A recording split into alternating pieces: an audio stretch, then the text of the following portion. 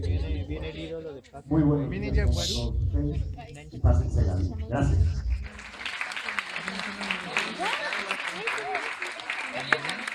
De esta reseña histórica, ¿no? Así le podemos llamar, y en este otro salón, la galería fotográfica. Pásenle para que luego más tarde vengan los otros eventos. Sobre la reseña histórica de la Escuela Normal Juan Enríquez. Los ponentes son la profesora María Elvira Montalvo Herrera, el profesor José Alberto Avendaño Juárez, para quien tiene un fuerte aplauso, por favor.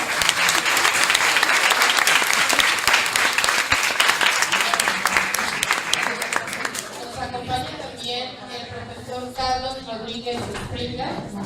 Él nos va a dar la inauguración en este espacio y posteriormente concedemos la palabra a los maestros ponentes. También pido un fuerte aplauso para nuestro director.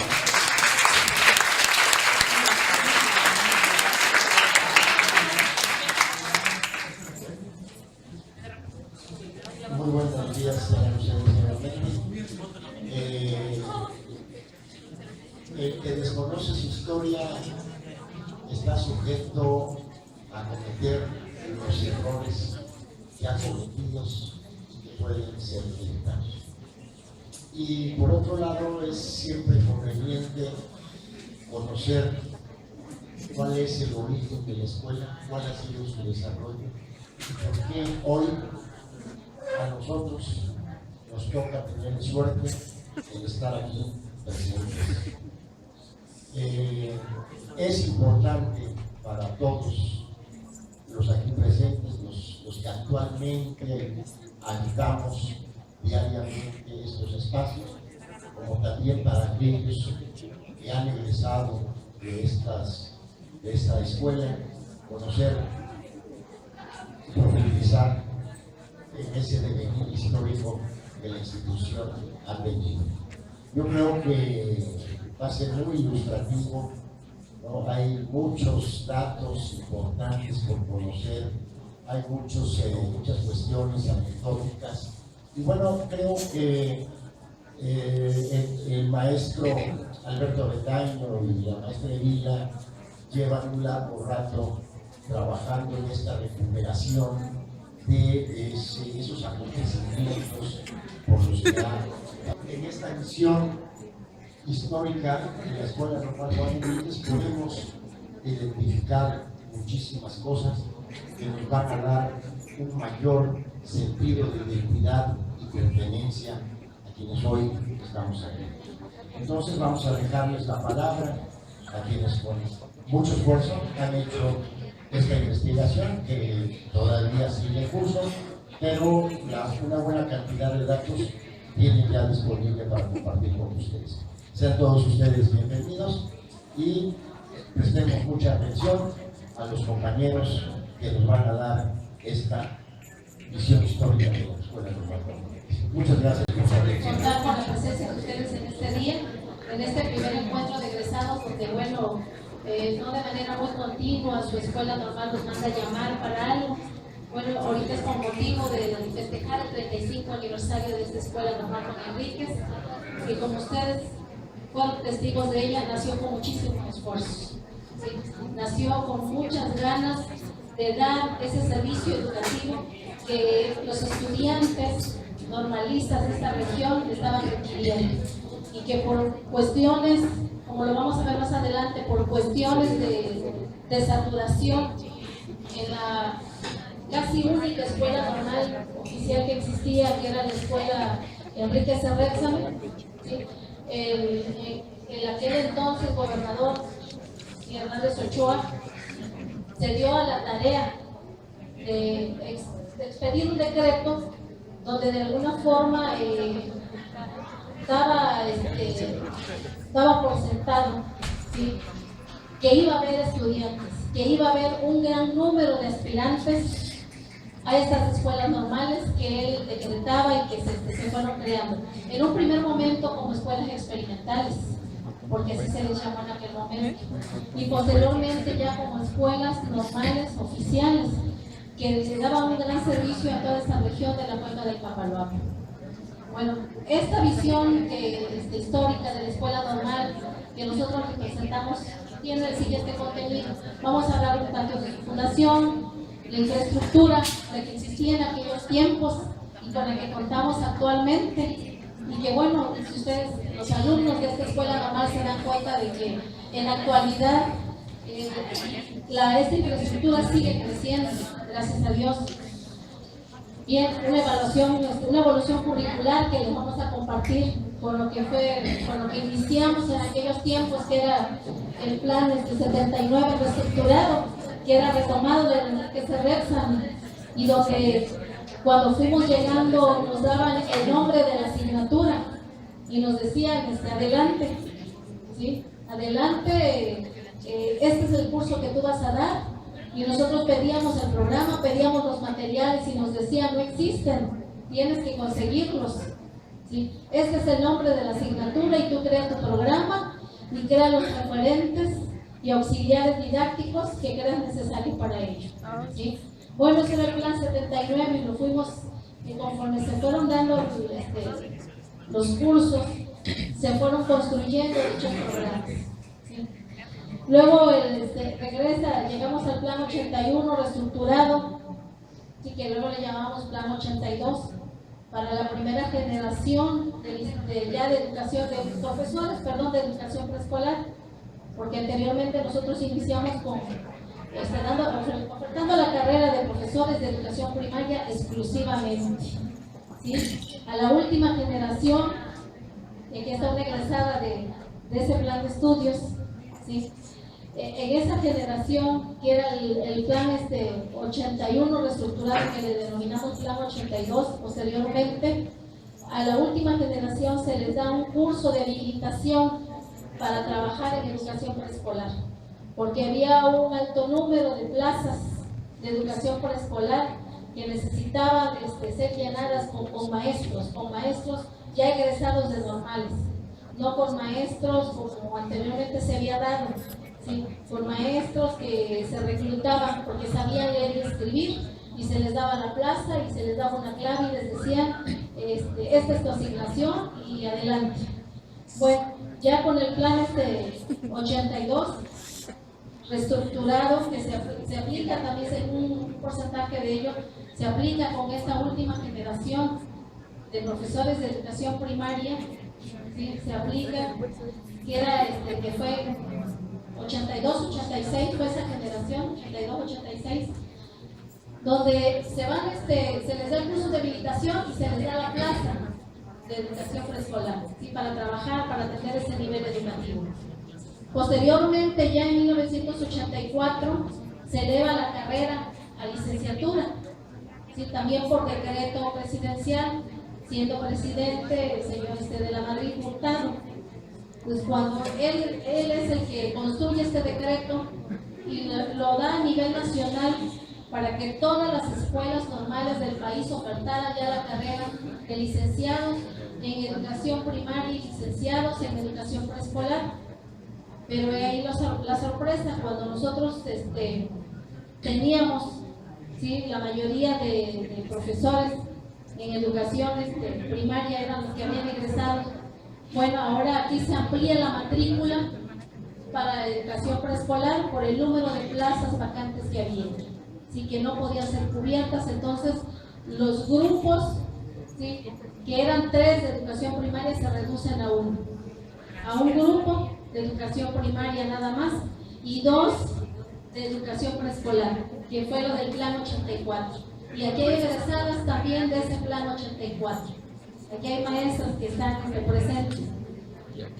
Bien, posteriormente entra el plan 97 para la licenciatura en educación primaria y el plan 1999 para la licenciatura en educación preescolar, donde bueno, ya están egresando las 2 últimas generaciones con ese plan. Si Dios quiere, en este año estarían ellos egresando y obteniendo también, si Dios quiere, su título de licenciadas en educación preescolar y su título de licenciadas en educación primaria.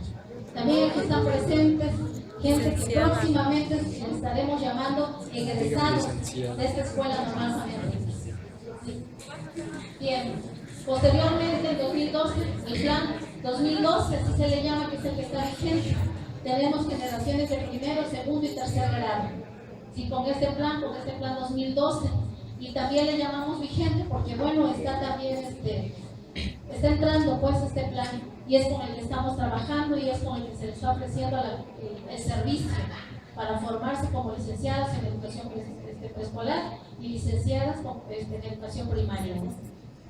Bueno, también estaremos hablando de manera breve de la plantilla de personal, donde van a ver algunos datos curiosos que inclusive para nosotros eran desconocidos, pero al irnos a la revisión de documentos nos damos cuenta, ¿sí?, de cómo había algunas cuestiones que por usos y costumbres nosotros teníamos así como creencias muy arraigadas y que de repente, bueno, van a cambiar la visión de muchos de nosotros. Pero bueno, fue un rescate de mucha documentación antigua que nos fue proporcionada por algunos maestros de aquellos años y algunos que ya murieron, como el maestro Nicolás Martínez Ortiz, que en paz descanse, que él fue uno de los maestros que nos prestó sus documentos para poder hacer el rescate de esta información. Posteriormente estaremos hablando de la atención a la formación docente de estudiantes, desarrollo de las funciones sustantivas de manera muy rápida y algunas contingencias, ya al final como comentarios, ¿sí?, como datos curiosos. Bien, en relación a oficialmente, no les voy leyendo las diapositivas porque si no sería demasiada información, les voy comentando algunos datos curiosos en relación a la fundación. Oficialmente, fíjense que nosotros tenemos una fecha, ¿sí? Se supone que su fundación fue el 16 de octubre de 1979, pero ¿qué sucede? Que nos damos la tarea de rescatar la información en estos documentos y nos damos cuenta que realmente, ¿sí?, la escuela empieza a trabajar el 1 de octubre de 1979 y a esa primera generación, ¿sí?, se les da un pequeño curso introductorio, pero empiezan el 1 de octubre a trabajar. Cuando viene el gobernador a hacer la inauguración de las escuelas y ya darle nombramiento oficial a algunos docentes que estaban prestando sus servicios de manera voluntaria, sin ningún pago de por medio, sin ningún compromiso, sin ningún contrato de por medio, ¿sí?, esos maestros que llegan, bueno, algunos les dan ya nombramiento de manera oficial.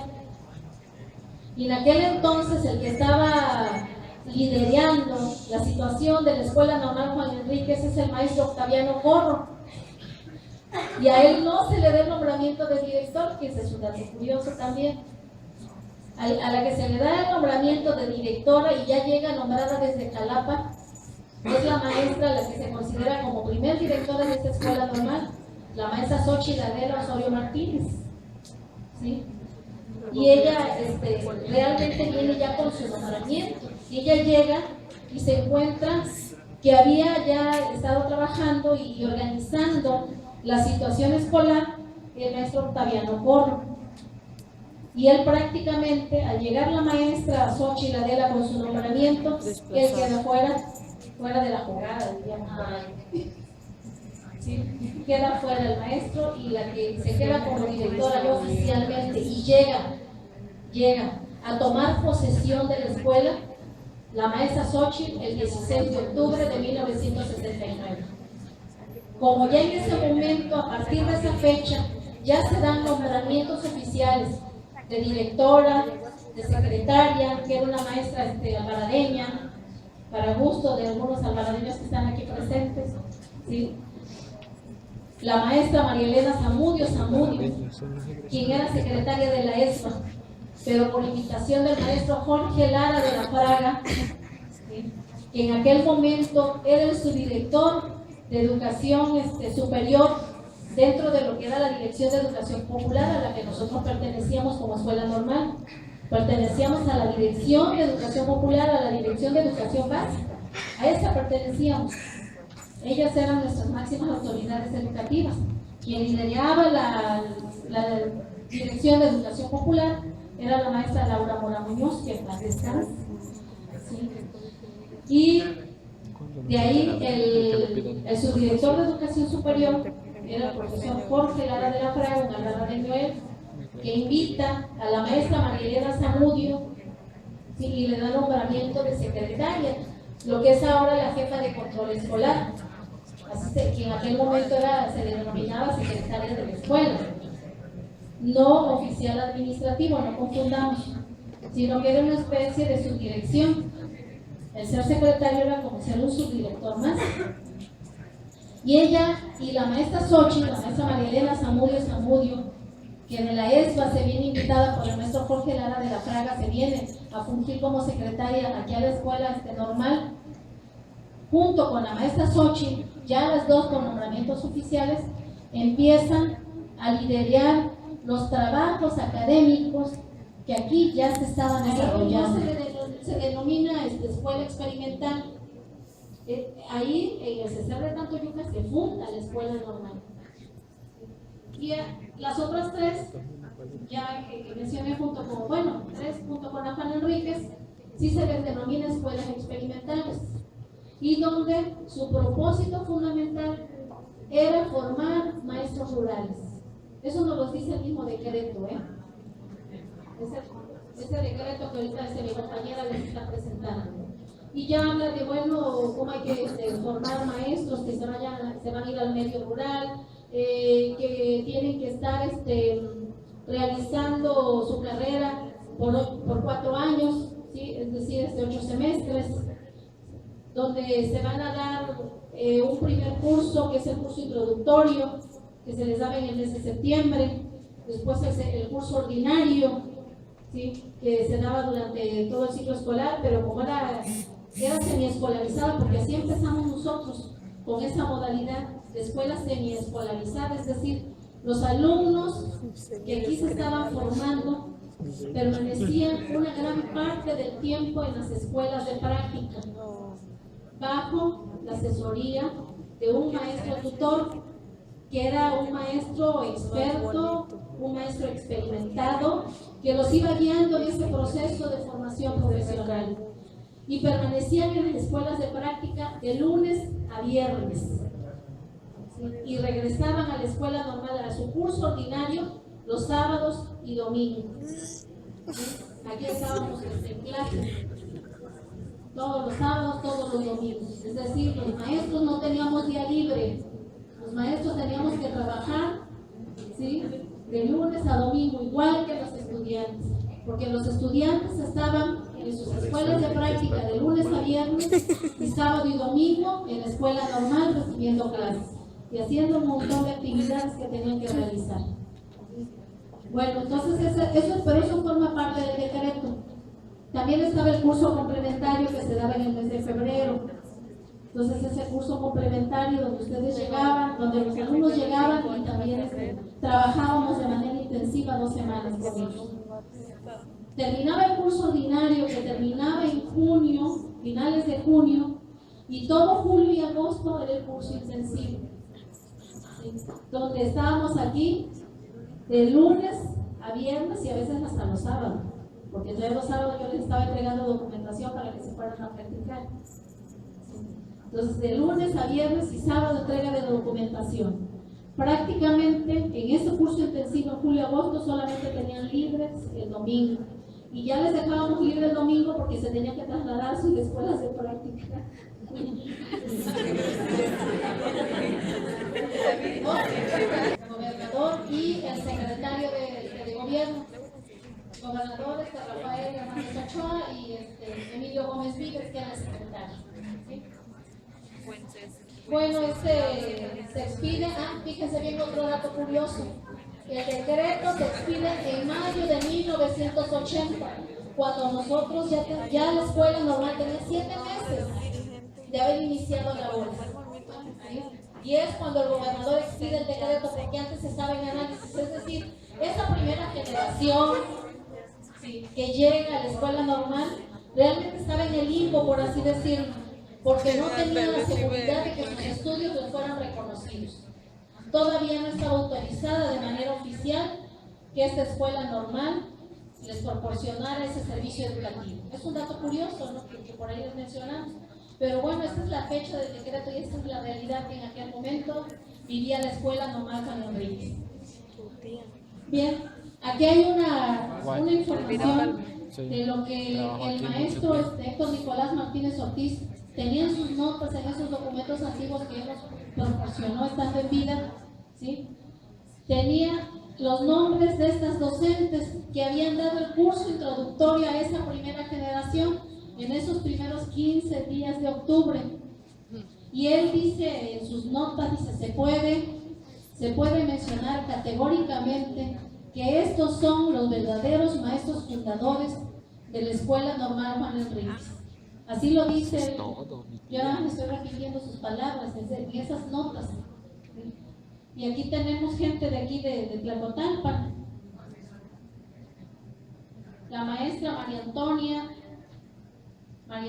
Guzmán de Ramos, la profesora Elvira Palma, el profesor Wenceslao Sánchez y la profesora María de las Mercedes Limón Nogueira, mejor conocida aquí en Tlacotalpan como la Abuela Limón. Bueno, ella es de las fundadoras de esta escuela normal. Fueron las que dieron esta primer curso introductorio. Y dice en sus notas el maestro, repito, el maestro Héctor, ¿sí? Plantilla de maestros o de personal fundador.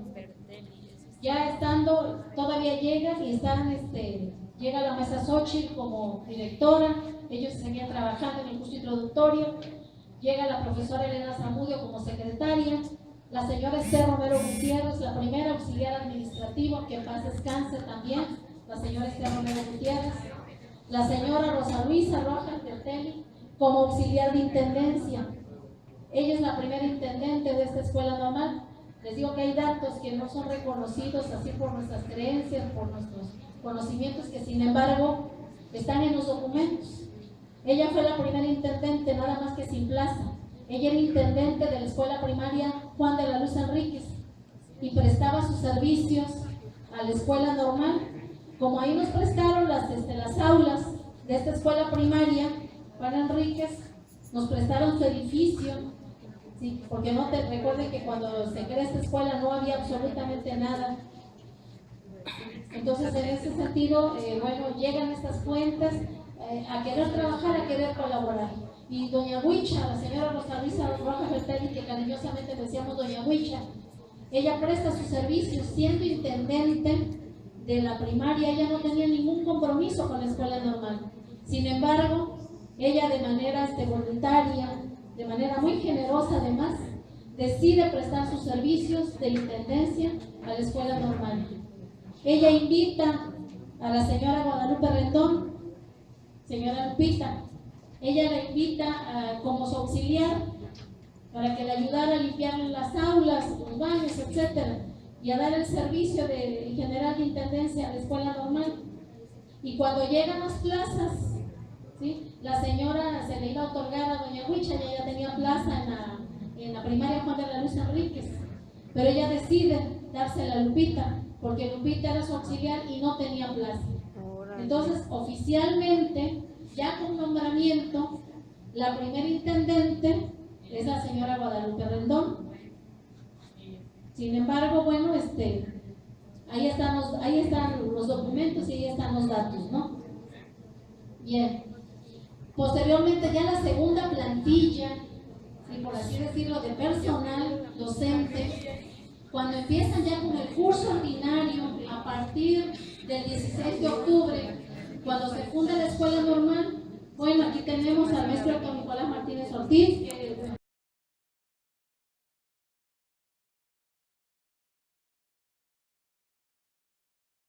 a la normal de Enrique Cerrexami.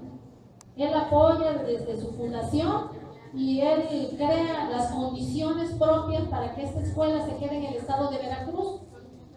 Y esta escuela, ¿sí? Que se funda, bueno, la Academia Normal de Orizaba se funda en 1886 y de ahí se funda la centenaria Escuela Normal Veracruzana Enrique Cerrexami, después de la Normal de Orizaba. La primera que se funda es la Normal de Orizaba y de ahí se funda la Enrique Cerrexami. Pero él, bajo el mandato, pues, de este ilustre tlacotalpeño, y Juan de la Luz Enríquez. Un dato para ellos, ustedes dirán, ¿por qué se llama entonces nuestra escuela Juan Enríquez y no Juan de la Luz Enríquez? Sucede lo siguiente, ¿sí? Se llama Juan Enríquez porque el ilustre tlacotalpeño, ¿sí?, en su fe de bautismo tenía Juan de la Luz Enríquez, y en su acta de nacimiento nada más tenía Juan Enríquez. Cuando se decide ponerle nombre a esa escuela, se va a estos documentos, se va la gente a estos documentos y dice, no puede ser Juan de la Luz Enríquez, porque estaríamos en contra del artículo 3º constitucional, que habla de que la educación es laica. Entonces no le podemos poner Juan de la Luz Enríquez. Entonces vamos a obedecer al acta de nacimiento que dice Juan Enríquez, y entonces le ponemos Juan Enríquez. Por eso su escuela se llama Juan Enríquez y no Juan de la Luz Enríquez. Es otro dato curioso por ahí.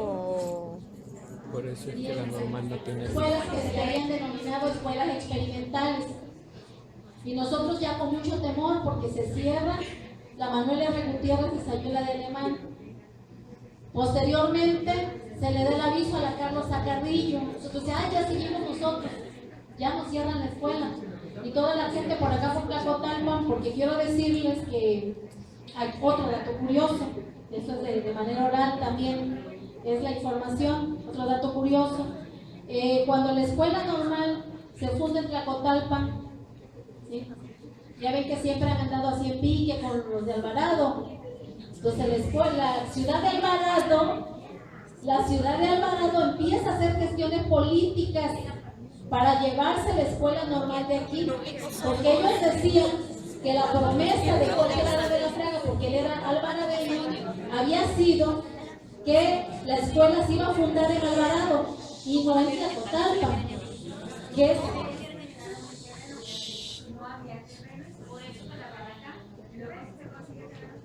Así es, entonces ya cuando no había las condiciones propias para que allá se fundara la escuela, ¿sí?, y fue cuestiones políticas también fue por intereses del maestro Octaviano Corro, que él no dejó que se la llevaran al Alvarado, pero eso no lo sabíamos los maestros, entonces yo se lo estoy comentando.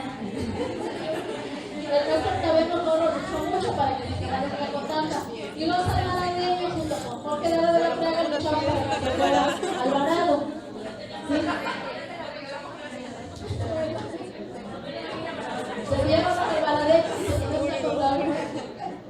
Bueno, entonces en ese sentido se queda la escuela normal Juan Enríquez en espera de la noticia de cuándo se cerraba esta escuela, ¿sí?, siempre con temor, siempre con angustia y siempre, bueno, trabajando. Realmente en aquellos años, yo se lo puedo decir con mucha emoción, nosotros los maestros, los alumnos, es decir, toda la comunidad normalista en general, y aquí están presentes maestras de aquellas generaciones, ¿sí?, le pueden también decir de viva voz que luchamos mucho porque la escuela no se cerrara. Recuerdo que el trabajo era de 24 horas al día. Si no teníamos que ir a dormir, no dormíamos. Nosotros nos quedábamos en la escuela para presentar nuestras planeaciones a tiempo, para presentar proyectos educativos, para presentar evidencias de que los proyectos educativos se estaban realizando. Cómo llevar mucho dinero para poder de alguna forma tenerlo en condiciones mejores que las actuales. Nosotros sabemos que nos merecemos un edificio mejor, pero por las condiciones económicas de la escuela, que cada vez va peor la situación, sobre todo por la reforma educativa, yo le llamo reforma laboral, ¿sí?, que se acaba de expedir y que nuestro presidente, gracias a Dios, nuestro presidente Peña Nieto está ahí, y él nos hizo el favor, ¿sí?, de hacer esa reforma educativa, supuestamente educativa, y de alguna forma los dineros a las escuelas ya no llegan. Si nos llegaba algún recurso precario mínimo, ahora ya no llega nada a las escuelas. Entonces, en ese sentido estamos en peores condiciones que antes, ¿no? Entonces, bueno, esperemos que adelante esto cambie. 67, pero ellos ingresan, no empezamos nosotros cuando inicia a nivel nacional este plan de estudio en 1997. Nosotros todavía empezamos ahí en 1999, pero con este nuevo plan de estudios, pero solamente con la carrera de licenciados en educación preescolar. Es hasta el año 2000 que, retomando el plan de estudios 1997, que reiniciamos, ¿sí?, con la carrera de licenciados en educación primaria. Pero en ese momento, ¿sí?, esta matrícula de estos alumnos que se iban a formar como licenciados en educación primaria, que es restringida. Ya a nivel nacional, por acuerdos políticos, la matrícula está restringida y solamente ingresan un total de 20 alumnos, sí, para la licenciatura en educación.